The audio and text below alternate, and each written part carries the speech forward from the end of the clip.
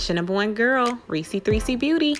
In today's video, I want to show you how I use these products to get a beat face for like a special occasion or a birthday or anniversary, things like that. So let's get started. Check out my get ready dance. Well, my face and everything is all moisturized and washed and clean.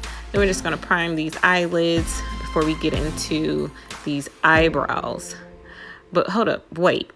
What?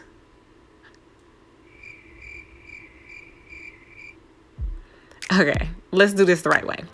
I took my eyebrow pencil with the spoolie side to brush up my eyebrows. I do this so I can get a good line going because, as you can see, I don't have much to work with.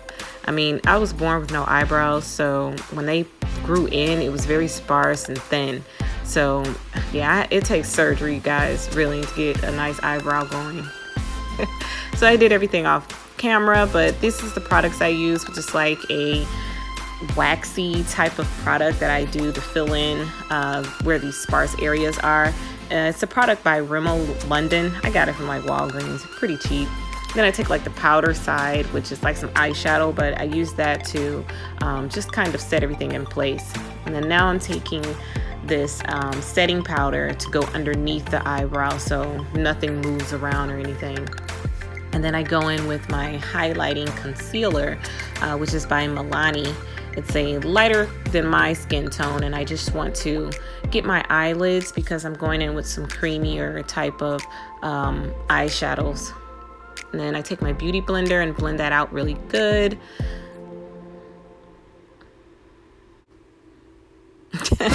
Don't come for me, guys. This is my Too Faced palette that I've had for a long time. And I know about the controversy with Nikki Tutorial, but anywho, I use the cream part of that palette to put on my lid just to set everything that I just did with that concealer. And then I go back to my MAC palette and I use like this brown color as a shade to go in my crease area. And I build up, it's like a transition color. And I try to build it up to make it a little bit darker, but not too dark. But then I also go to like this cheap Revlon multicolor palette that I have, and I pick like this creamy orange color just to soften up that brown in the middle part of my eyelid. I want the outer corners to be a little bit darker than the middle parts, so I sort of go in with that color, and then I blend everything just to make sure that there's no harsh lines on my eye transition color. And then I go back to the Revlon palette to get like this pinky cream. I really don't know why I chose that color because it didn't show up at all. As you can see, I will go back to my MAC palette and I got like this yellow creamy color, and I just put that on my entire eyelid. And of course, blend. You really have to blend to make sure everything comes together. And then I outline my eyes off camera with this Revlon liquid eyeliner. And I gave myself a little wing. It's my wing dance, y'all. Now it's prime time again, and we're going to prime the rest of my face with NYX Photo Finish Smashbox and also the NYX Shine Killer. That goes in my T-zone because I get a little bit shiny in those areas. And then I go to my MAC foundation. I have powder foundation. And I use also a MAC concealer to cover up those dark circles I have. And I have some smile lines too. If someone can give me some advice on how to mask that, please leave a comment. But I use like a that same cream color that I put on my eyelid as the concealer to go underneath my eyes for a highlight. And then I use my beauty blender to blend that out. And I use also the same concealer to give me like a highlight look on my nose and the bridge of my nose and a little bit on my forehead because I have a 5 head, y'all. I don't need that to be shiny. For real.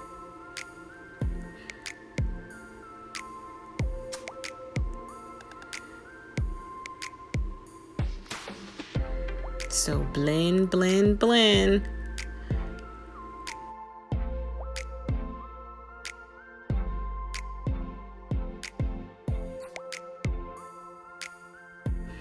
Then I go in with this Revolution Banana Light powder. It's for baking.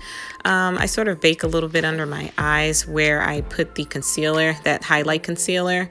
It's just to make sure everything sets and pretty much doesn't move, especially since I have smile lines. I do all that smiling and stuff, so I don't want anything to start moving around on my face. And I just put it all over the areas that I used that concealer. I think I went in a little overboard, y'all. I mean, for real. Powder was flying all over the place. And I don't know why, whenever I use this powder, the bake part, it always makes me feel like Pookie from New Jack City. It's calling me. Now we're gonna just do some contouring, y'all. We're gonna bring these cheekbones to life. And I use like the medium brown color to go underneath my cheekbone area. I use like this paintbrush looking brush. I don't know what number it is from MAC, but I like it.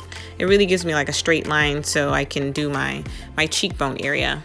And then I pretty much form like an E around my face. So I put that medium brown color around my forehead to darken up the 5 head.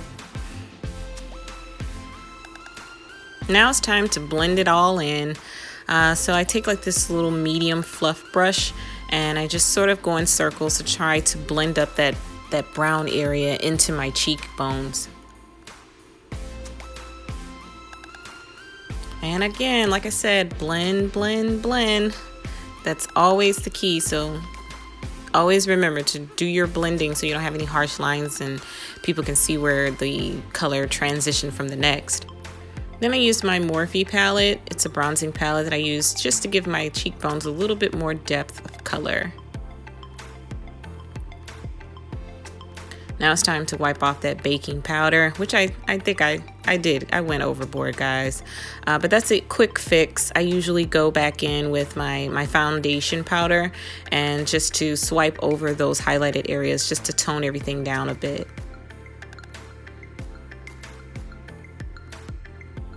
Now it's time to contour the nose, just to make it look like you have a nose. But I go back in with that medium brown color just to outline my nose a little bit to, like I said, give it back some shape.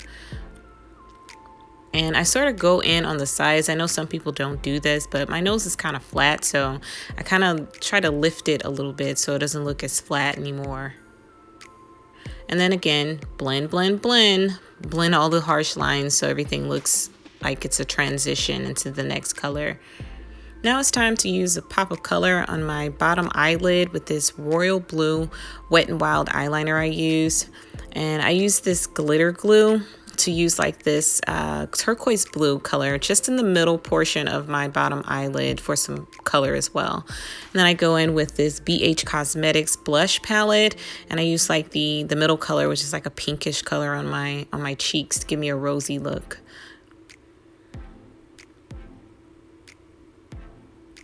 And then on that same BH Cosmetic palette, I go on the bottom color from that blush color and I use like this bronzy, almost like a tan highlight color to go on the top of my cheekbones just to highlight everything.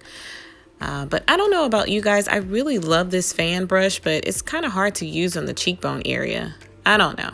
Maybe I'm using it wrong, but I still go in with my fingers sometimes if I feel like I need to blend everything out, and especially if I don't feel like the brush is working good for me.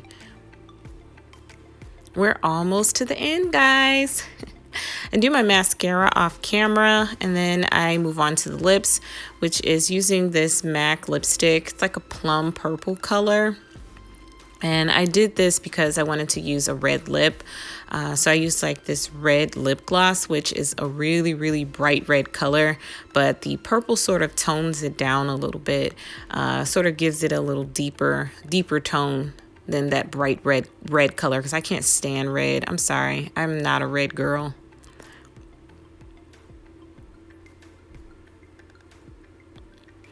Then I decided I wanted an ombre look, so I used like this plum purple lip liner by MAC just to deepen up the corners of my lips, and I outlined the rest. And then I used like this orangey type of lip gloss just to give it a gloss look, but to brighten it up a little bit more.